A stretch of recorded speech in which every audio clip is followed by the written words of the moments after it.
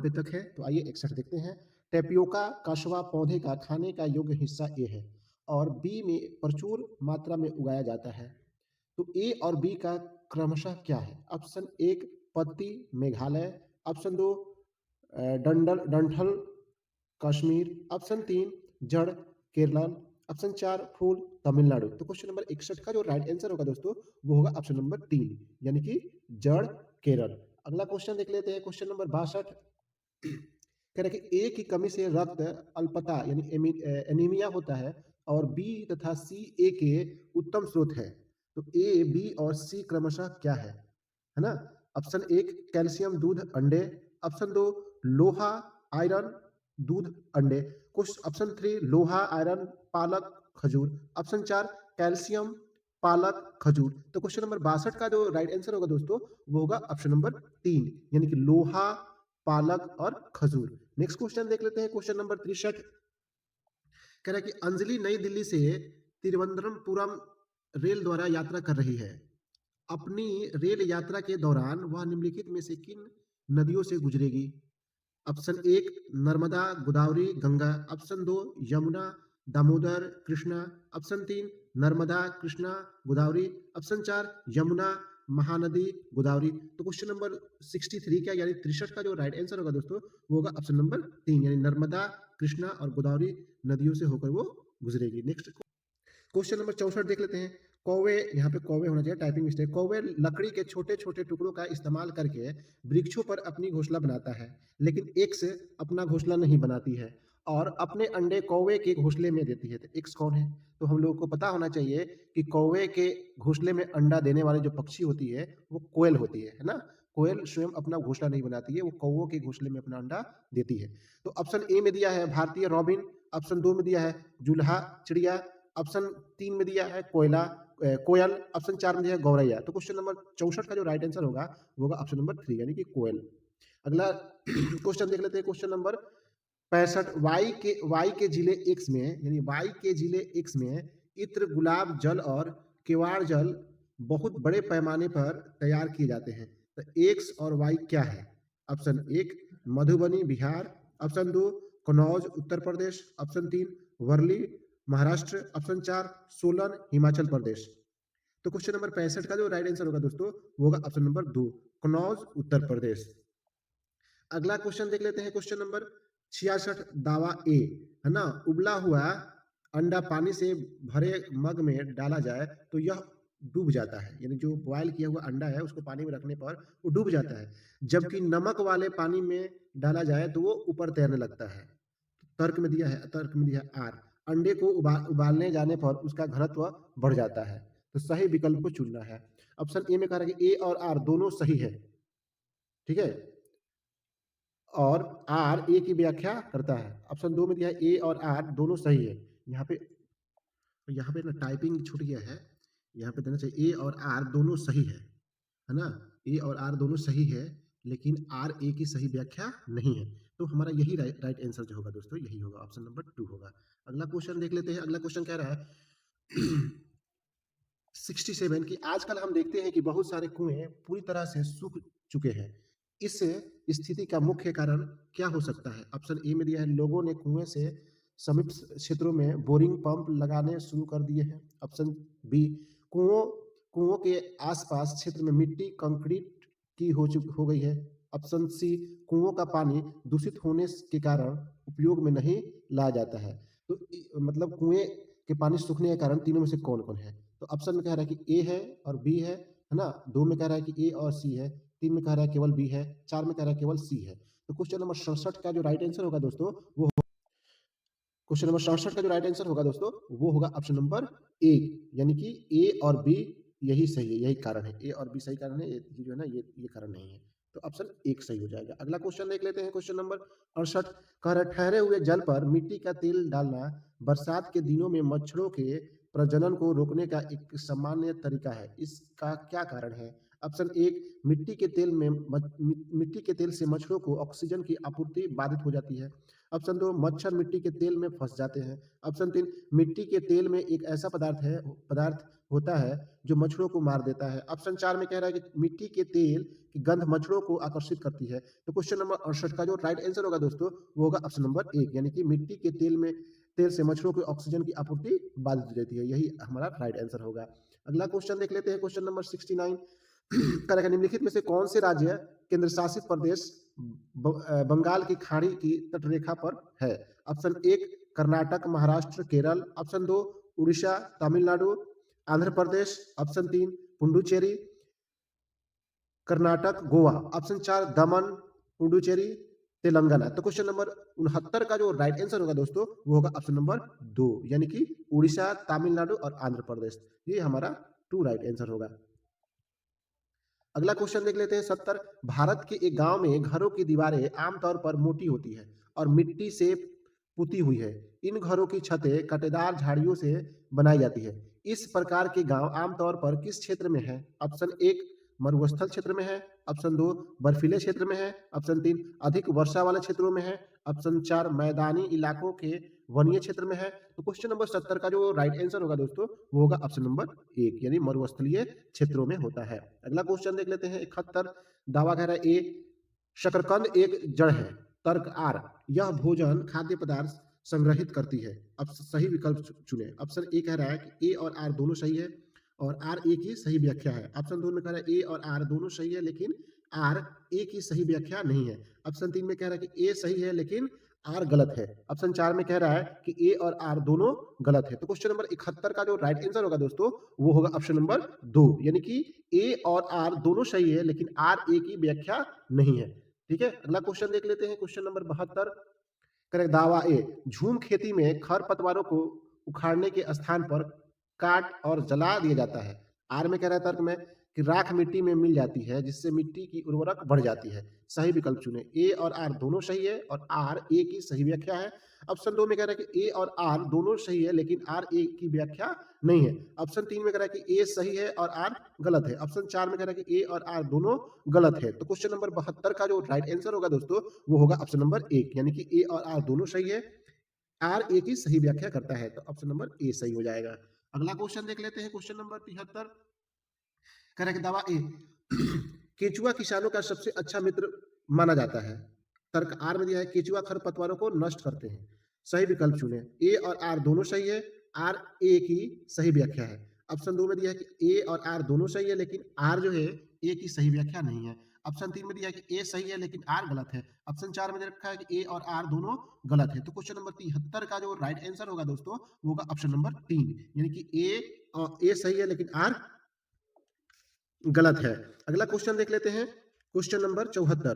कह रहा है कि राजीव अपने घर के कंपोस्ट बनाना चाहता है। निम्नलिखित में से कौन से अपशिष्ट पदार्थ उसको कंपोस्ट मीट में मिलाने चाहिए पीट में मिलाने चाहिए? ऑप्शन 1 एल्युमिनियम पत्ती, वनस्पति छिलके, अंडे के छिलके। ऑप्शन में दो ऑप्शन 2 नंबर में कह रहा है कि वनस्पति छिलके, छनी हुई चाय पत्तियां, कागज। ऑप्शन 3 में दिया है वनस्पति के छिलके, है ना, पॉलीथीन, कागज। ऑप्शन 4 में दिया एल्युमिनियम पत्ती, दूध के पैकेट, अखबार। तो क्वेश्चन नंबर 74 का जो राइट आंसर होगा दोस्तों, वो होगा ऑप्शन नंबर 2 वनस्पति के छिलके, छनी हुई चाय की पत्तियां और कागज। अगला क्वेश्चन देख लेते हैं, क्वेश्चन नंबर 75।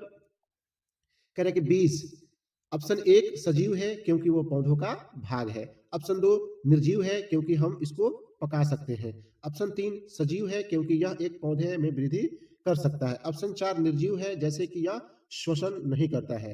निर्जीव है जैसे कि वह श्वसन नहीं करता है। तो क्वेश्चन नंबर 75 का जो राइट आंसर होगा दोस्तों, वो होगा ऑप्शन नंबर 3, यानी कि यह सजीव है क्योंकि यह एक पौधे में वृद्धि कर सकता है। अगला क्वेश्चन देख लेते हैं, क्वेश्चन नंबर 76। करेक्ट एक पर्यावरण अध्ययन शिक्षक के द्वारा बच्चों के आकलन में निम्नलिखित में से क्या किया जाना चाहिए? ऑप्शन 1 बच्चों के बारे में गुणवत्ता कथन लिखना। ऑप्शन बी बच्चों के सिर्फ कुछ ही पक्षों पर केंद्रित होना। सी में दिया है बच्चों की सीखने की क्षमता पर ध्यान केंद्रित करते हुए जानकारी अभिलिखित करना। ऑप्शन डी में दिया है बच्चों के पूर्व अभिलेखों की तुलना करना। सही विकल्प को चुनिए। ऑप्शन ए में दिया है कि A B C, option A में दिया है ए बी सी, ऑप्शन 2 में दिया है ए बी डी, ऑप्शन 3 में दिया है ए सी डी, ऑप्शन 4 में दिया है बी, सी, डी। तो क्वेश्चन नंबर 76 का जो राइट आंसर होगा दोस्तों, वो होगा ऑप्शन नंबर 3 यानी कि ए, सी, डी। यानी ए, सी और डी, यही जो है ना सही है, ये बी वाला गलत है। तो ऑप्शन नंबर 3 राइट आंसर हो जाएगा। अगला क्वेश्चन देख लेते हैं। निम्न में से कौन सा पर्यावरण अध्ययन शिक्षण में विद्यालयी क्षेत्र भ्रमण महत्वपूर्ण लक्षण है? ऑप्शन 1 में दिया है विद्यार्थियों में नई अधिगम जानकारी लेने की और सीखने की रुचि जगाना। ऑप्शन 2, विद्यार्थियों और शिक्षक दोनों को नियमित सीखने सिखाने की प्रक्रिया में मुक्ति मिलती है। ऑप्शन 3 में शिक्षण अधिगम के लिए निधि का सही उपयोग करना। ऑप्शन 4, अपने बच्चों को पिकनिक पर जाते हुए देख अभिभावकों का प्रसन्न होना। तो क्वेश्चन नंबर 77 का जो राइट आंसर होगा दोस्तों, वो होगा ऑप्शन नंबर 1 यानी विद्यार्थियों में नई अधिगम जानकारी लेने की और सीखने की रुचि जगाना। ओके, अगला क्वेश्चन देख लेते हैं। Question number 78। दोस्त अगर वीडियो देख रहे हैं तो प्लीज लाइक कीजिए वीडियो को और सब्सक्राइब कीजिए चैनल को।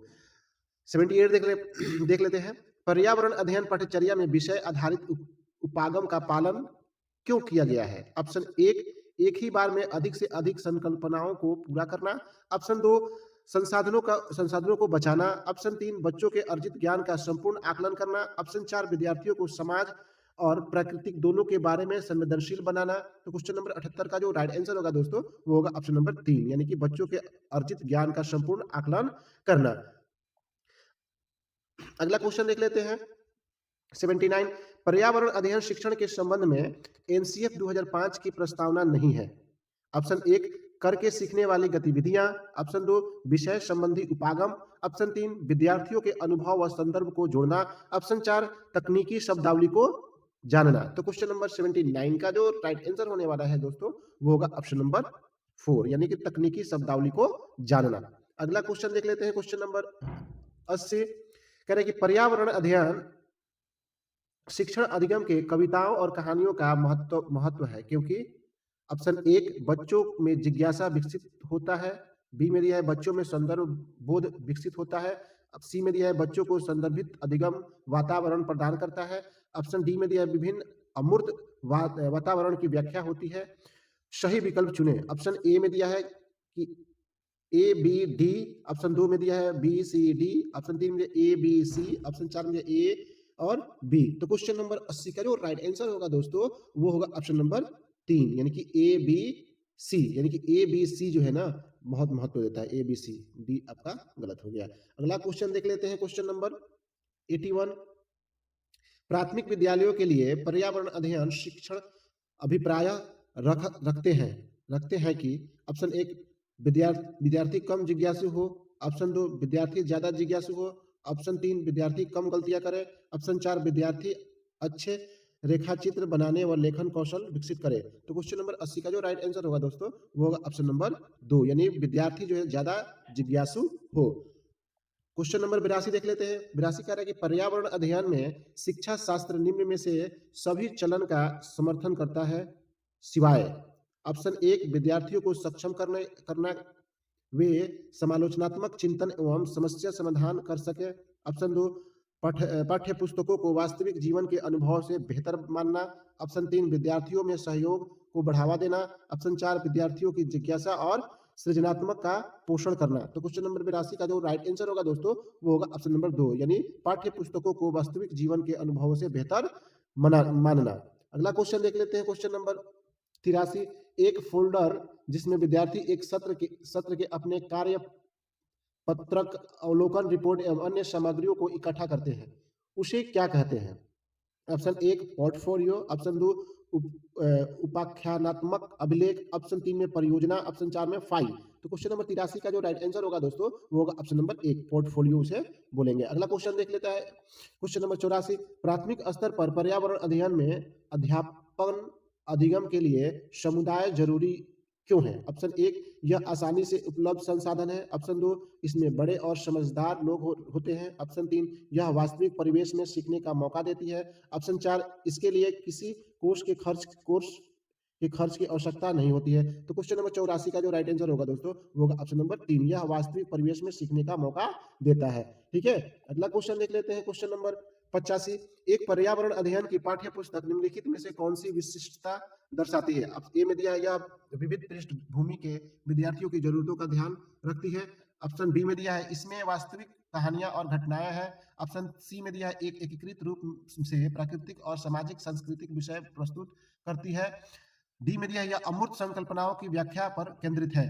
सही विकल्प चुने। ऑप्शन ए में दिया है ए बी सी, ऑप्शन 2 में दिया है केवल ए, ऑप्शन 3 में दिया है कि बी सी डी, ऑप्शन 4 में दिया है ए सी डी। तो क्वेश्चन नंबर 85 का जो राइट आंसर होगा दोस्तों, वो होगा ऑप्शन नंबर 1, यानी कि ए बी सी। ये डी हमारा गलत हो जाएगा। अगला क्वेश्चन देख लेते हैं, क्वेश्चन नंबर 86 पर्यावरण अध्ययन पुस्तकों में विभिन्न प्रकरणों में आओ करके सीखे का क्या उद्देश्य है? ऑप्शन 1 विद्यार्थियों को संलग्न करने में, ऑप्शन 2 विद्यार्थियों को करके सीखने का अनुभव प्रदान करना, ऑप्शन 3 वैज्ञानिक शब्दावली को सीखना, ऑप्शन 4 परीक्षा में उत्तम परिणाम द्वारा अधिगम प्रतिफलों की प्राप्ति करना। तो क्वेश्चन नंबर 86 का जो राइट आंसर होगा दोस्तों, वो होगा ऑप्शन नंबर 2, यानी विद्यार्थियों को करके सीखने का अनुभव प्रदान करना। अगला क्वेश्चन देख लेते हैं, क्वेश्चन नंबर 87 कह रहा है कि निम्न में से कौन से पर्यावरण अध्ययन के उद्देश्य हैं? ए में दिया है विद्यार्थियों को मुख्य बिंदुओं को याद करने और उनमें अंतर करने के लिए तैयार करना, ऑप्शन बी में दिया है विद्यार्थियों को प्रश्न पूछने के लिए प्रेरित करना, सी में दिया है विद्यार्थियों को एक दूसरे की संस्कृति को अस्वीकार करने के लिए तैयार करना, डी में दिया है विद्यार्थियों को जिम्मेदार नागरिक बनाना। सही विकल्प चुनना है। ऑप्शन ए में दिया है ए बी सी, ऑप्शन 2 में दिया है बी और डी, ऑप्शन 3 में दिया है ए बी और डी, ऑप्शन 4 में दिया है ए सी डी। तो क्वेश्चन नंबर 87 यानी 87 का जो राइट आंसर होगा दोस्तों, वो होगा ऑप्शन नंबर 2, यानी कि बी और डी केवल सही है, यानी कि बी सही है और डी सही है। ए गलत है, ए भी गलत है ना, तो ऑप्शन 2 सही होगा। अगला क्वेश्चन देख लेते हैं, क्वेश्चन नंबर 88 पर्यावरण अध्ययन की एनसीईआरटी की पाठ्य पुस्तक में खाली स्थान दिया गया है। ऑप्शन 1 विद्यार्थियों को मनन चिंतन करने के लिए अवसर देने के लिए, ऑप्शन 2 विषय की सामान्य संकल्पनाओं की व्याख्या करने के लिए, ऑप्शन 3 मुख्य बिंदुओं को परिभाषित करने के लिए, ऑप्शन 4 अधिक संख्या में अभ्यास पत्र शामिल करने के लिए। तो क्वेश्चन नंबर 88 का जो राइट आंसर होगा दोस्तों, वो होगा ऑप्शन नंबर 1, यानी विद्यार्थियों को मनन चिंतन करने के लिए अवसर देने के लिए। अगला क्वेश्चन देख लेते हैं, question number 89 and second last question. कक्षा 1 और कक्षा 2 के पर्यावरण अध्ययन में एनसीएफ 2005 ने कोई पाठ्य पुस्तक निर्धारित नहीं की है। इसका सर्वाधिक उपयुक्त कारण है, ए में दिया है विद्यार्थी संदर्भित अधिगम परिवेश से सीखते हैं, बी में दिया है कक्षा 1 और 2 के विद्यार्थी पर्यावरण अध्ययन सीखने के लिए बहुत छोटे हैं, सी में दिया है पर्यावरण अध्ययन कक्षा 3 के उपरांत प्रयुक्त है, डी में दिया है प्राथमिक स्तर के बच्चों को पाठ्यचर्या के भार को कम करना है। ठीक है, तो ऑप्शन ए और डी सही है कि ए 2 में ए और सी सही है, ऑप्शन 3 में बी और डी सही है, ऑप्शन 4 में डी और सी सही है। तो अब 89 का जो राइट आंसर होगा दोस्तों, वो होगा ऑप्शन नंबर 1, यानी ए डी, यानी कि ये सही है और डी सही है ना, ये दोनों गलत है। तो ए और डी जो है ऑप्शन 1 में है, तो ये आपका राइट आंसर हो जाएगा। अगला क्वेश्चन देख लेते हैं, लास्ट क्वेश्चन है दोस्तों। एक दक्ष पर्यावरण अध्ययन शिक्षण वह है जो ऐसे शिक्षा शास्त्रीय प्रक्रियाओं का उपयोग करती है जो ऑप्शन 1 बच्चों के वास्तविक जीवन से संबंधित हो, ऑप्शन 2 वास्तविक विषय से संबंधित हो, ऑप्शन 3 विषय से वास्तविक तौर पर संबंधित हो, ऑप्शन 4 वास्तविक तौर पर बच्चों के जीवन और विषय से संबंधित हो। तो क्वेश्चन नंबर 90 का जो राइट आंसर होगा दोस्तों, वो होगा ऑप्शन नंबर 4, यानी वास्तविक तौर पर बच्चों के जीवन और विषय से संबंधित हो। थैंक यू दोस्तों, ये क्वेश्चन था आपका 2023 फरवरी में पूछा गया प्रश्न था, जो कि ईवीएस है, जो कि कक्षा 1 से लेके 5 तक के लिए था, है ना दोस्तों। अगर वीडियो आप पूरा कंप्लीट देख लिए तो वीडियो को लाइक कर दीजिए और मेरे चैनल को सब्सक्राइब कर दीजिए। Thank you watching my video, thank you.